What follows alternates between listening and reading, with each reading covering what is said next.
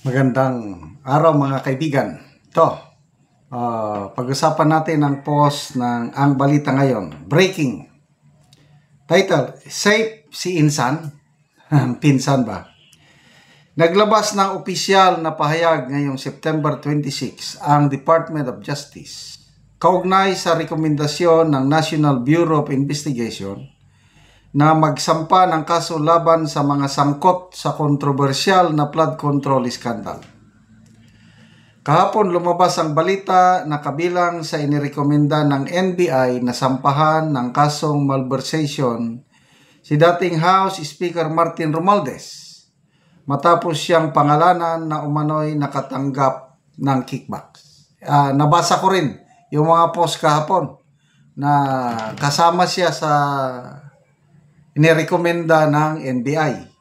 Okay? Galing sa NBI, kasama si Speaker Martin Romualdez. Kahapon yon. Ngunit sa inilabas na listahan ng DOJ ngayong araw, hindi kasama si Romualdez sa 21 individual na isa sa ilalim sa masusing case build-up ng National Prosecution Service, period. Sa halip, nakapaloob dito ang ilang senador, dating opisyal at mga pribadong individual. Nilinaw ng DOJ ang pagkakasama sa rekomendasyon ng NBI ay hindi usapin ng haka-haka o chismis. Ito ay resulta ng mga salaysay sa ilalim ng panunumpa. Sa pagdinig ng Senate Blue Ribbon Committee, binulgar ng mag-asawang kontratista na sina Sara at Curly Diskaya na sina Romualdez at ako Bicol Representative Saldico ang tumatanggap umano ng 25% cut mula sa proyekto ng DPWH.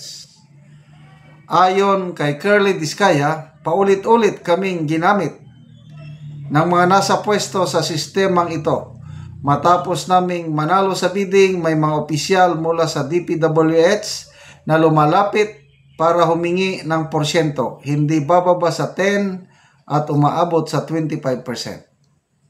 Dagdag pa niya, kaya po naging 30%, yun kasi 25 ay para sa taas.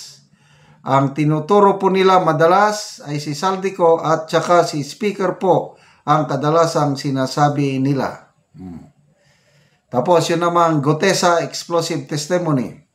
Inilahat naman ni dating Marine at ex-security aide ni Ko na si Orly Gutesa na may nagaganap na 2 hanggang 3 basura drops kada linggo kung saan bawat maleta ay may lamang 48 million. Ayon kay Gutesa, tagabuhat lang ako ng maleta ng basura. Ang ibig sabihin ng basura ay maleta na may lamang pera. Ang bawat maleta ay may lamang humigit kumulang 48 million. Dagdag pa niya, hindi lamang sa bahay ni Romualdez dinadalang pera kundi pati sa Aguado Street sa loob ng Malacanang compound. Ngayon din sa Forbes Park, South Forbes at mga bahay ni Saldico sa Pasig at Taguig.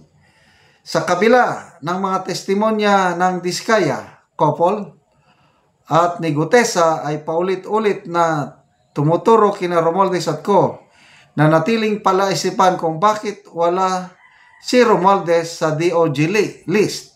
Kaya ang tanong ng publiko, safe ba si Insan? Ang galing ng pagkagawa. Okay, nakita ko yung listahan, ipinost ni Attorney Guanzon. Puntahan ko lang ha. Okay, ito yung listahan, yung 21. Sabi nga ni Attorney Guanzon sa kanyang post is, hindi ba dapat number 1 or kahit number 22 na lang si Ferdinand Martin Romualdez na sasampahan ng kaso? Okay, number 1, Congressman Elizalde Co, Senator Escudero, Senator Villanueva, Senator Jingo Estrada, then mga alias-alias, mga engineer na lang, masyadong maliit yung ano, masyadong malilit, hindi ko masyadong mabasa. Okay, so ano kayang nangyari? Bakit nawala si Romualdez? So, yun ang tanong. Sabi pa doon sa press statement ng DOJs, no one is above the law. Tapos, biglang nawalang pangalan. Anyway, basa tayo sa mga comments. Ito pala, mas malalaking listahan, ano? Kung yung 21 na nirekomendang sampa ng kaso, Saldico, Escudero, Villanueva, Jinggoy, alias Bing Ramos, alias Mina, Undersecretary Mary Lim Canahon Oy, dating kongresista ito, Mr. Maynard Ngu, former Senator Bong Revilla, Miss Carlin Villa, Yusek Roberto Bernardo, Engineer Henry Alcantara, Mr. Giancarlo Rivera, Miss Linda Victoria, Miss Juanito Mendoza, Mr. Juanito Mendoza, Miss Sally Nicolas Santos, Mr. Jesse Mahusay, alias Andre Balatbat, Engineer Bryce Erickson Hernandez, Engineer JP Mendoza, Engineer RG Dumasin. Yan po ang mga sinampahan ng sasampahan ng kaso.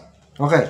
Sabi ni Vic Umali, kung hindi kanyang bigyan ng solusyon ng Senado sila Romualdez at Co, taong bayan ang huhusga sa mga yan. Toto Rillion, ginagago na talaga nila ang mga Pilipino, halata na masyadong garapalan. Domingo Mojado, sila pa ang paulit-ulit na binanggit na mag-asawa. Nako, then sila na ang nawala. Lay Alyara, akala ko ba walang sacred cows? Yun pala, sacred crocs. Juan Alugin, miyaw na tayo, ika nga ni Congressman Kiko Barsaga. Jeman Remando, patay, baka dito na magkagulo. Sa sobra, baka lulusob na ang taong bayan nito. Chris Dolgimi, asa naman ang hustisya sa Pinas? Oy, I don't know kung may hustisya. Salamat mga kaibigan sa inyong pagsubaybay sa ating channel. Nakakatulong kayo ng malaki sa tribong Talandig ng Bukidnon dahil ang income natin sa channel na ito pantulong po sa tribo. Namimigay tayo ngayon ng mga libreng yero at pako para makapagpatayo naman ng mas maayos na tahanan ang tribong Talandig. Tumutulo na po ang bubong ng kanilang mga bahay. Panoorin nyo ang video na ito. Muna ni ang yero nga nasa balay, so muna ni siya ang ipanghatag sa mga tao nga itabang kadtong nagpangalisod nga mga guba ng ilang balay ug muna ni sila upat sila ka pamilya ang nagkuha karon og yero.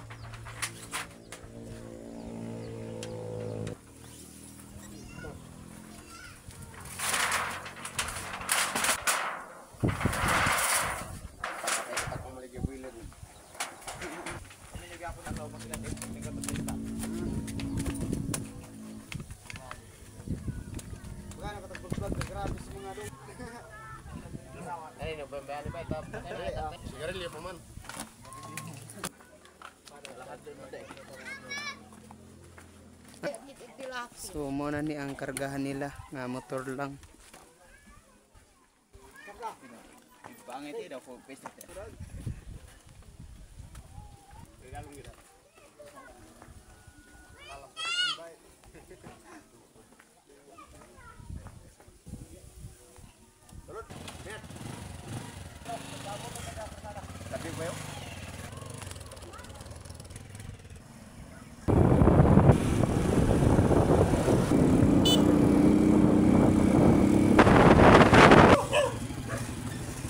Karon abot na gyud ang yero.